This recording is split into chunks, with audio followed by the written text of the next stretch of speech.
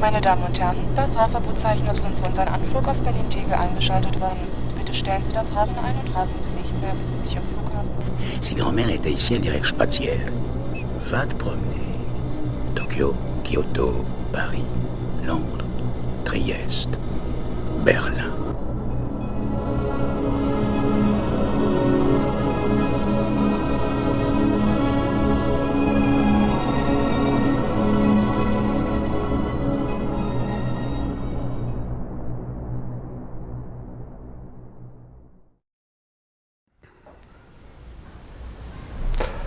Pourquoi Berlin?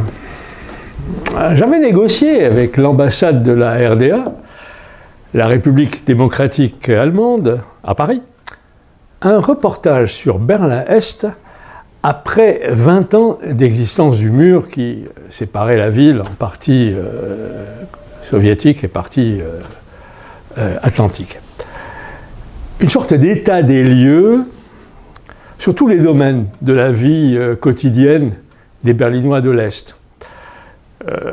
Comment les citoyens de la RDA communiquaient-ils entre eux, se rencontraient-ils en dehors des structures politiques ou sociales? Y avait-il des théâtres?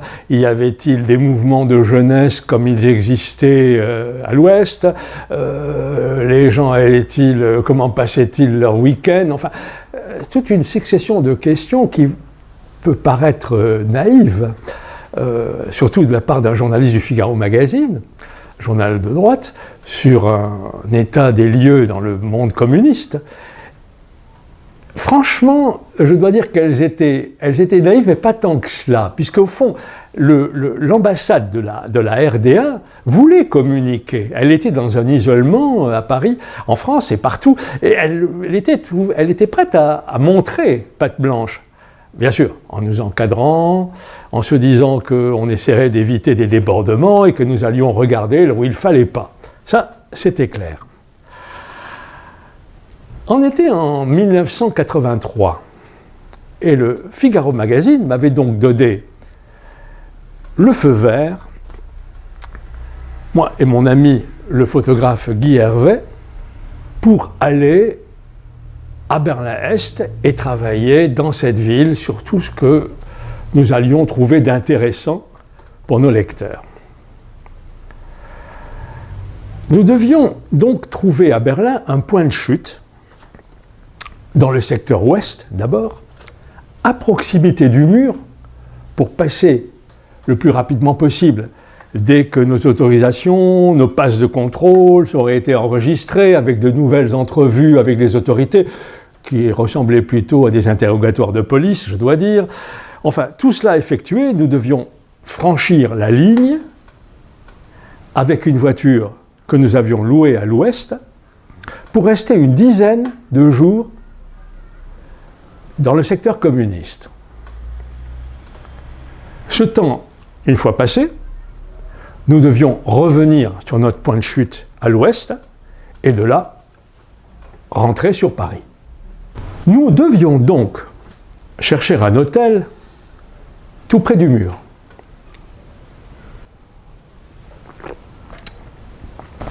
Un hôtel qui accepterait que nous laissions nos affaires dans nos chambres pendant près de 2 semaines sans y habiter.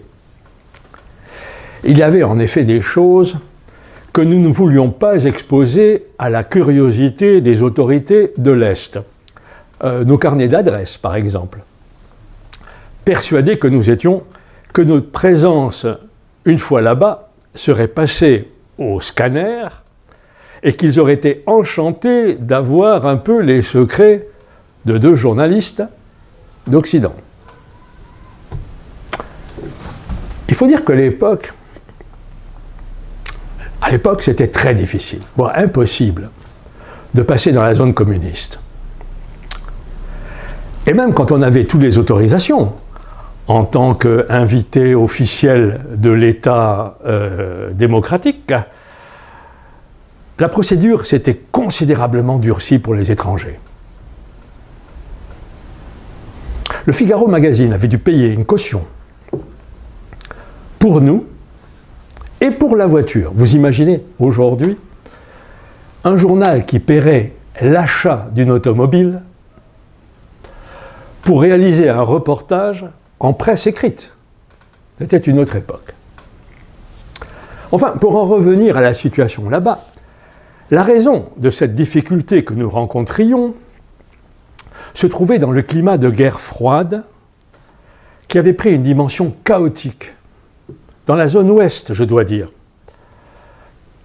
L'Europe de l'Ouest était en pleine crise des missiles nucléaires.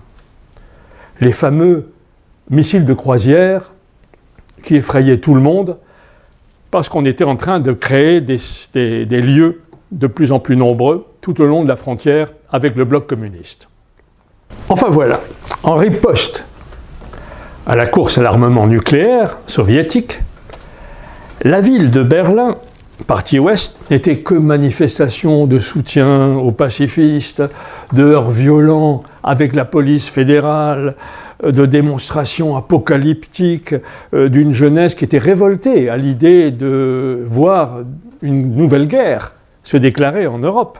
Parce que nous étions le terrain de combat vu la prolifération de missiles et de tout ce que vous voulez. Et la ville de Berlin, à l'époque, offrait un climat favorable à toutes ces sortes de revendications. C'était le temps des squatteurs, des immeubles occupés, dans une ville qui était encore en grande partie en ruine. Toutes les marginalités avaient trouvé un peu à se loger dans cette ville. Et c'était le début, si vous voulez, de tous ces mouvements extrêmes et tout que nous avons encore aujourd'hui et qui sont rentrés en politique. Voilà. Voilà dans quel climat, pour vous le dire, pour vous le montrer, voilà dans quel climat nous sommes partis pour ce chaos berlinois.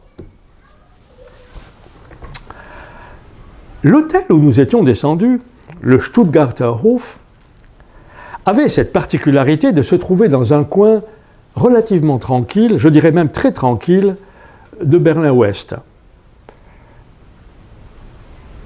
C'était un endroit un peu à l'écart qui avait cette particularité qu'on avait 15 mètres à faire en sortant de l'hôtel pour tomber sur le mur.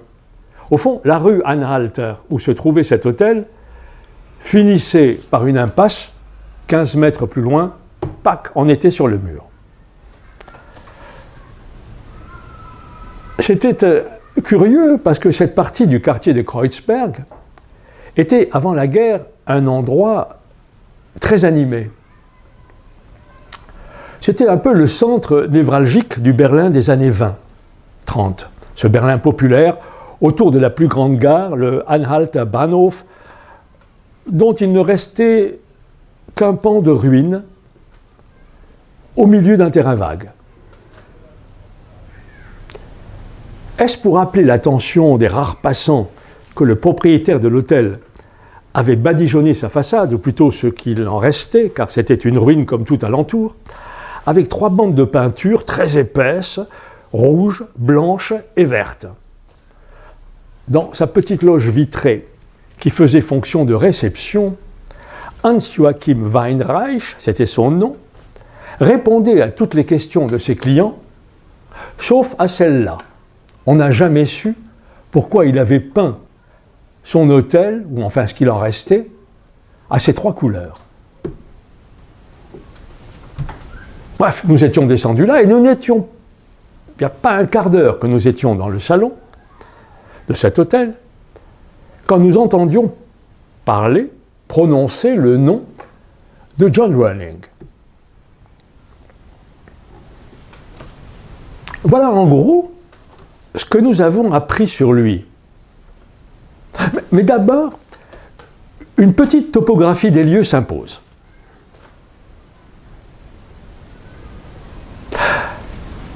Ceux qui étaient restés debout de l'hôtel Stuttgarter Hof, en son temps, le rival du palace de l'hôtel Adlon, où descendaient toutes les sommités du Reich, qui était situé à quelques mètres de lui.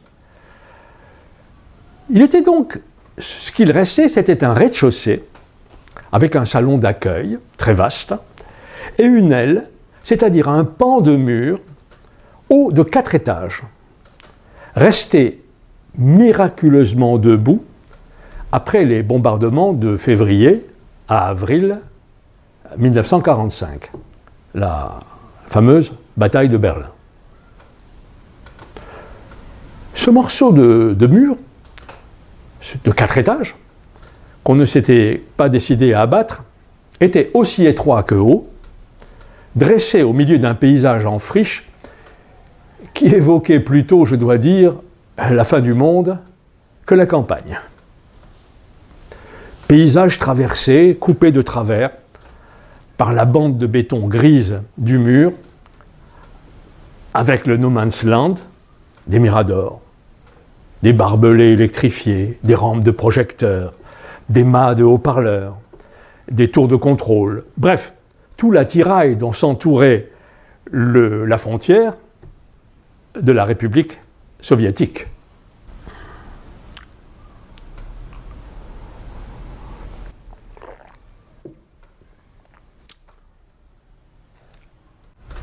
Lorsqu'il est arrivé au Stuttgarter Hof, enfin dans ce qu'il en restait, Mr. John Runnings avait bien insisté pour avoir la dernière chambre au sommet de ce pan de ruines. Comment pouvait-il en connaître l'existence? S'il l'avait dit alors, personne ne s'en souvenait. C'est qu'il y avait longtemps déjà et qu'on ne pensait pas à ce moment qu'il allait rester aussi longtemps. Mais il avait payé 6 mois d'avance, avec la pension et les repas, ceux qui avaient décidé la direction à lui donner cette pièce qu'on n'employait plus beaucoup pour une raison très simple, elle n'avait pas de commodité, c'est-à-dire de l'eau courante, chauffage, d'IVC. Quelques jours plus tard, en voyant arriver Mr. John Runnings avec un escabeau pliant et un étui à jumelles de la marque optique Zeitz, on avait compris pourquoi il avait tenu à avoir cette chambre plutôt qu'une autre.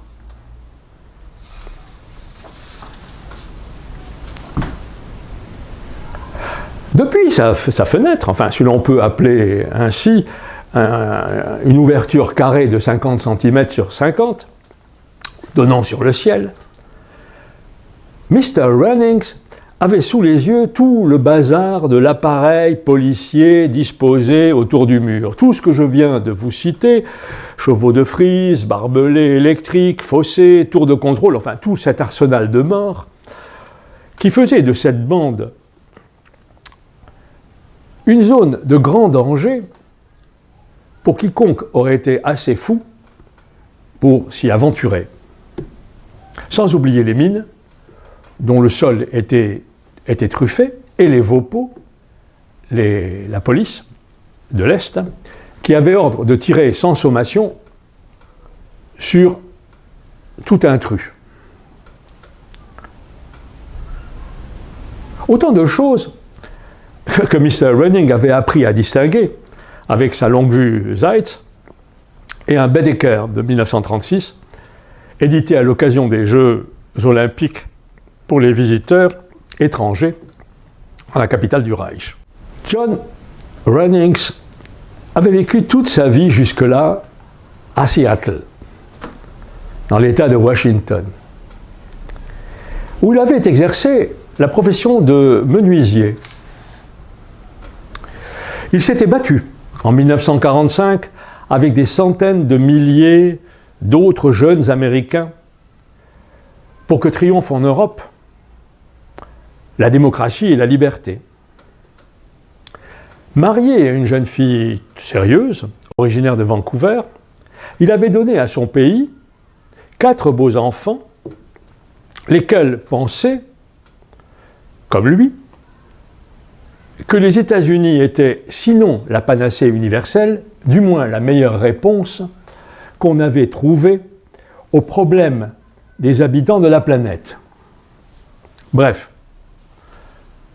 toute une vie bien remplie de Mr. John Running et dont il entamait le cœur léger les derniers virages, était soudain venu buter un jour d'octobre 1981 contre le mur de Berlin. Il avait aussitôt tout laissé. Femme, maison, enfants, petits-enfants, crédit à la banque et projets, pour rester là, interdit, devant un obstacle infranchissable, imposé par les hommes à son monde libre, à lui, un citoyen américain, interdit devant ce qui lui était interdit. Même sa fille cadette, qu'il avait toujours suivi dans toutes ses décisions, avait dû renoncer à le faire revenir à la maison. Mr. Runnings était resté à Berlin, devant le mur, et toute sa famille avait dû retourner sans lui aux États-Unis.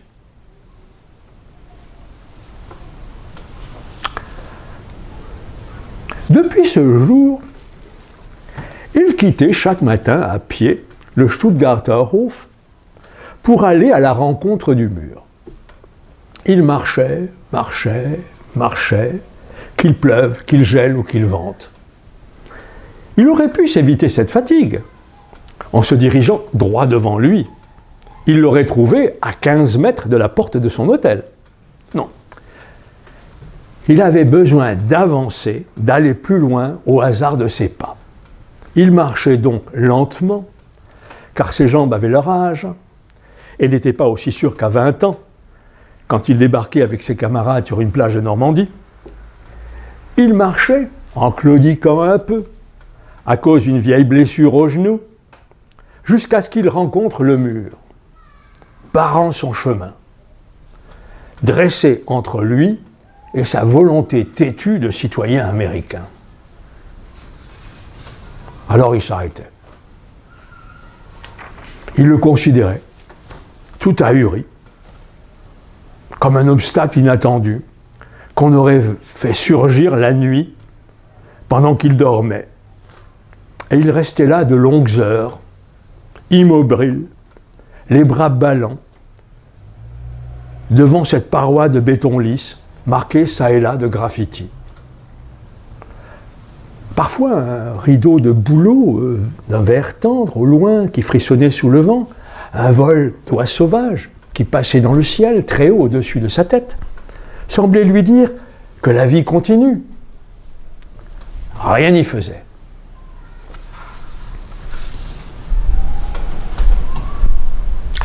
Les premiers temps, il avait timidement manifesté son désappointement, ou plutôt dirons sa désapprobation, c'est plus juste, en levant les bras au ciel ou en se balançant de gauche et de droite, en réfléchissant. Et puis un jour, il a profité de cette halte forcée pour sortir de dessous son vieux paletot un bout de carton griffonné de 2 ou 3 mots en anglais qu'il a élevé en ses bras jusqu'à la hauteur de son menton barbu, car la nature, il faut le dire, lui avait donné en abondance dans le bas du visage ce qu'elle lui avait ôté dans le haut, ce qui faisait l'effet d'un écriteau vendant les mérites d'une lotion capillaire faisant pousser les poils de barbe. Il se tenait ainsi, immobile, indifférent à ce qu'il était en train de faire, comme si ce n'était pas lui, mais un autre qui exhibait cet écriteau.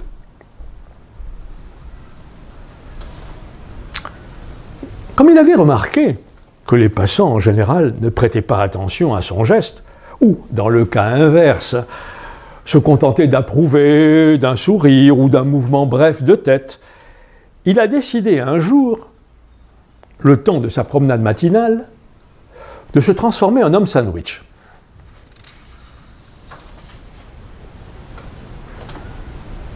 Il a quitté donc un matin l'hôtel de Stuttgarter Hof, le tronc, flanqué d'écriteaux appelant en grandes lettres tracées à la peinture rouge à se révolter contre ce qu'il qualifiait d'un attentat à son statut d'homme libre, grandi dans la conscience d'appartenir à la nation éclairée par excellence, les États-Unis, appelant à la justice et à la liberté des hommes. Le Stuttgarter Hof se serait bien passé d'un client comme Mr. Runnings.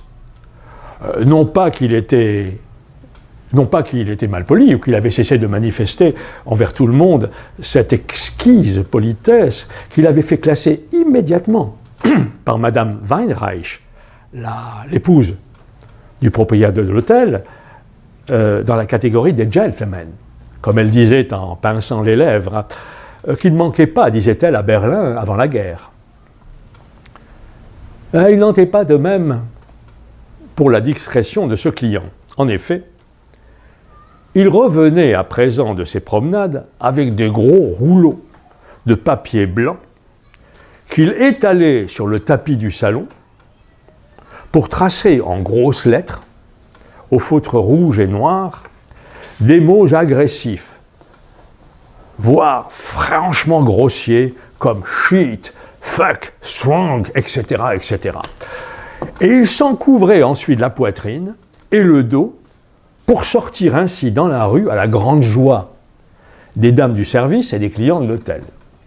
Mais que pouvait-on lui dire? Ses papiers étaient en règle, il payait sa pension d'avance,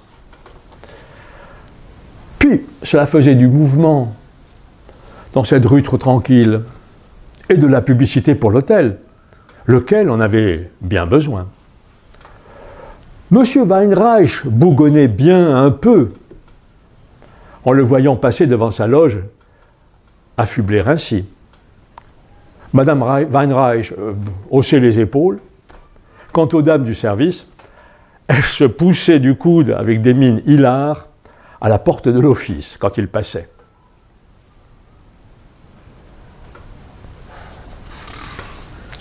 On le vit même un jour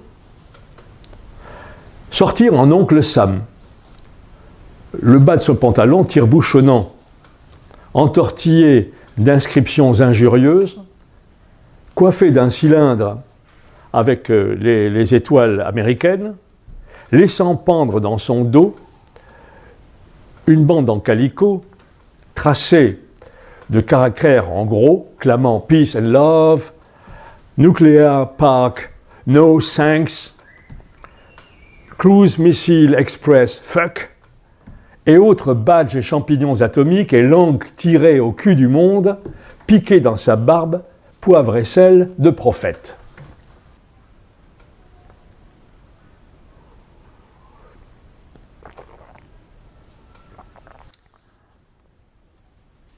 Il sortit même un jour, armé d'une longue perche, au bout de laquelle il avait fixé une pancarte, et affublé ainsi, il avançait par saccades et soubresauts, donnant à ce parement l'aspect farouche d'une armure d'un samouraï qui marcherait au combat. Oh, pas pour aller bien loin.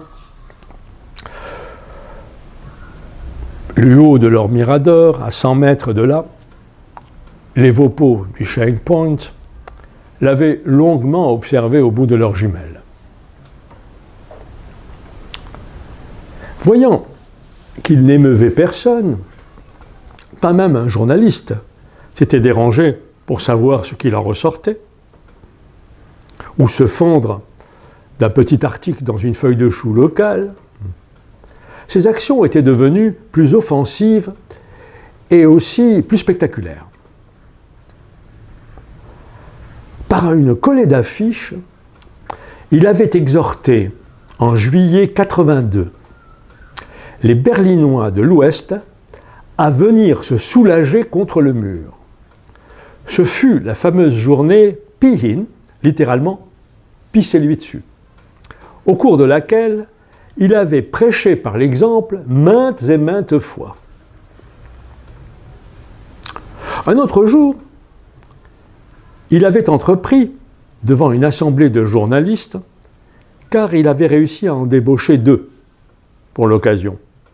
Il avait donc décidé d'asséner des coups de masse sur le sommet du mur, à un endroit où celui-ci formait comme une sorte d'avancée, sans issue bien sûr, dans le secteur Est. Après avoir tenu une conférence de presse, il s'était dirigé à pas lents, filmé et photographié par les 2 représentants des médias locaux, vers le lieu qu'il avait élu pour son action. À l'aide d'une échelle, empruntée à son logeur, il avait grimpé jusqu'à la partie arrondie du mur, qui fait office de faîtage, qu'il avait parcouru à califourchon sur 4 ou 5 mètres, une jambe dans le secteur Est, l'autre dans l'Ouest, avant de s'arrêter, trop essoufflé, pour aller plus loin. Puis il avait soulevé péniblement sa massue pour donner 2 petits coups dans le béton. Frapper plus fort ou davantage eût risqué de lui faire perdre l'équilibre et l'envoyer valdinguer de l'autre côté. Sous le ciel gris et froid de Berlin, les Vaupaux avaient tout vu avec leurs jumelles, avant de le consigner par le détail sur leur grand livre de contrôle de police. Dans le secteur Est, sur la place de Potsdam, des ouvriers communistes occupés à des travaux de terrassement sont restés parfaitement indifférents à la scène. Par contre, du côté ouest, des touristes qui étaient descendus de leur bus pour prendre des photos du mur se sont scandalisés qu'on ait le droit de lui porter des coups de masse. Ils s'en sont plaints d'ailleurs à leur guide. Tout cela n'avait pas fait bouger grand-chose, à part que Mr. John Runnings avait réussi, en frappant un 3e coup, plus fort, à détacher un petit bout de béton qui est exposé et répertorié aujourd'hui au musée du mur de Checkpoint Charlie. Son entêtement se heurtait à un autre obstacle, plus dur que le béton, avec l'indifférence de ses contemporains. C'est alors, le 14 avril 1983, qu'il a décidé, un jeune Allemand, Mirko Brahms, à l'accompagner dans le projet insensé d'une course de protestation à travers la ligne de démarcation entre les 2 secteurs, dans le No Man's Land, dont il disait connaître les pièges, tous les pièges, mines antipersonnelles, fosses cachées, lignes électrifiées, tout, par son observation quotidienne des activités policières dans les secteurs Est. Mais enfin, l'entreprise n'était pas sans danger.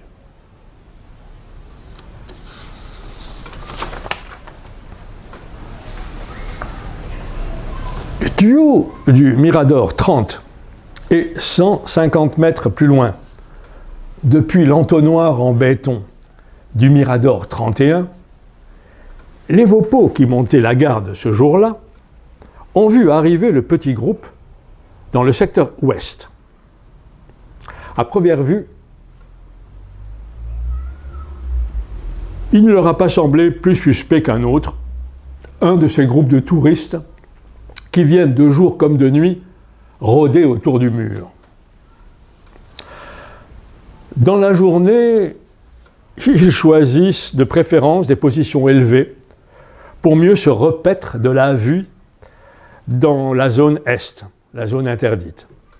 Et quand ils aperçoivent une ombre, quand ils distinguent ou ils croient distinguer un mouvement, quelque chose de vivant, une silhouette là-bas, en face, ils crient très fort comme à la corrida et ils agitent désespérément leurs bras, leurs mains, leurs foulards, leurs mouchoirs. Il y en a même qui se munissent d'un porte-voix, comme les capitaines d'un bateau en détresse, et ils vocifèrent des choses que personne ne comprend.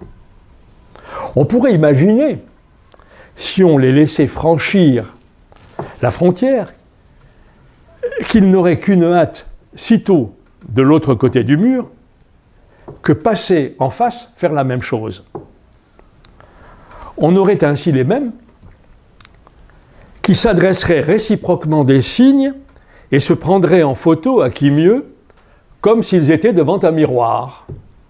Par malheur ou par bonheur, ce n'était pas le cas dans la zone Est, où toute manifestation d'intérêt pour ce qu'il se passait à l'Ouest n'était pas à l'ordre du jour. En tout cas, pas en ce temps-là. Pourtant, ce jour-là, pour les membres de la VOPO, jouer à l'autruche, dans l'affaire qui nous intéresse, et prétendre ou faire comme s'ils ne voyaient rien, aurait été non seulement difficile, voire impossible, mais fatal pour l'avancement de leur carrière, surtout pour les occupants des Miradors 30 et 31. D'autant plus que deux silhouettes, portant une échelle, s'étaient détachées du petit groupe pour s'approcher ostensiblement du mur. Quelques minutes plus tard, les gardes avaient vu poindre deux têtes au sommet de la barre de béton. Ils se seraient presque crus à la baraque de tir de la Gendarmenplatz. Deux corps n'avaient pas tardé à suivre les deux têtes, du moins jusqu'aux hanches, et puis une échelle qu'on avait arrimée de l'autre côté. Le plus vieux, dans le lorgnon de leur jumelle, avec une grande barbe poivre et sel, gesticulait comme un forcené en lançant des jurons. Enfin, il avait imité son acolyte, le plus jeune, il avait passé sa jambe par les barreaux de l'échelle et il était descendu derrière lui en boitillant un peu pour se promener dans la zone interdite. Là, ils ont commencé tous les deux à courir à cloche-pied, puis en zigzag, en se tenant par la manche de leur manteau comme deux écoliers en récréation. Leur course aura été brève. Ils n'avaient pas fait 200 mètres que les autorités de l'Est sont venues les cueillir. Enfin, en fait, les policiers n'ont attrapé que le plus vieux. L'autre a réussi à regagner l'échelle pendant qu'on ceinturait son compagnon et il s'en est retourné aussi vite qu'il était venu. Mr. Runnings a été menotté, fouillé, conduit sous bonne garde vers un camion bâché et depuis, on ne l'a plus revu. Tout s'est passé tellement vite que personne n'a eu le temps de monter sur le mur pour prendre des photos. De toute façon, l'échelle elle était restée appuyée de l'autre côté. Depuis ce jour, tout le monde au Stuttgarter Hof attend des nouvelles du disparu. Chaque matin, depuis, les figures s'allongent en interrogeant le casier où sont accrochées les clés des chambres. La 85 est toujours à sa place. Bien que l'hôtel ne dispose plus que de 7 chambres, lui qui en avait plus de 200 à l'époque de sa gloire, la direction a tenu à conserver une numérotation décente en continuant d'utiliser l'ancien casier. La chambre de Mr. Runnings a hérité par le plus grand des hasards, les bombes de 1945, de la serrure, de la plaque de cuivre gravé et de la clé aux armes de la ville de Stuttgart de sa voisine du dessous, la numéro 85, qui est aujourd'hui une porte condamnée sur le vide. Tout un symbole dans le Berlin d'alors. Voilà où en était l'affaire John Runnings, lorsque j'échouais avec mon ami le photographe Guy Hervé dans le Stuttgarter Hof. Je vous invite à écouter la suite dans le second épisode de l'aventure de Mr. John Runnings à Berlin-Est, où j'étais envoyé pour un reportage par mon journal Le Figaro Magazine. Ce sera pour moi l'occasion de vous raconter la destinée incroyable de cet hôtel berlinois, dont il ne reste trace aujourd'hui, et de ses occupants, non moins étonnants, je dirais déconcertants. À la prochaine fois donc.